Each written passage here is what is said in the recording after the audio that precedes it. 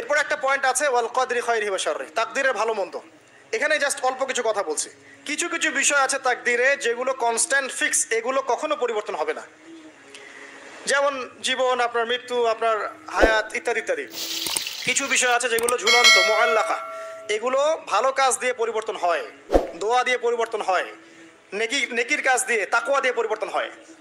যেমন কেউ যদি আত্মীয়তার সম্পর্ক বজায় রাখে, তার রিজিক বাড়বে, তার হায়াতে বরকত হবে।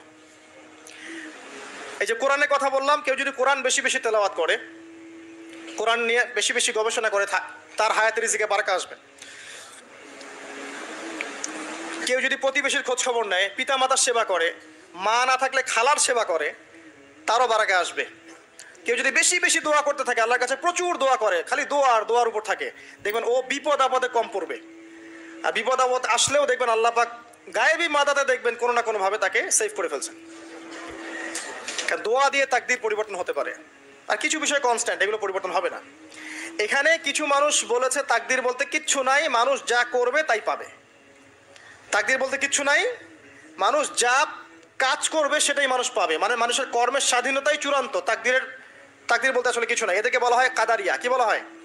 কাদারিয়া। নবীজি বলেছেন এরা যদি মারা যায় জানাজায় যাবে না, এরা যদি অসুস্থ হয় দেখতেও যাবে না, এরা হচ্ছে এই উম্মতের মাজুস, অগ্নি পূজারী। এরকম মানুষ আছে তো আমাদের মধ্যে, তাকদীরে বিশ্বাস করে না, মানুষের কর্ম যা তাই হবে।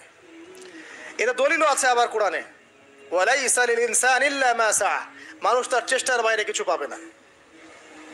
এটা হচ্ছে গরুর লেজ ছাগলের পিছনে লাগানো, আর ছাগলের লেজ গরুর পিছনে লাগানো, বাতিল কিয়াস, ইবলিসের মতো। আরেক দল আছে যারা মনে করে কর্মের স্বাধীনতা বলতে কিচ্ছু নাই, তাকদীরই সব, যা আছে ভাগ্যে তাই হবে।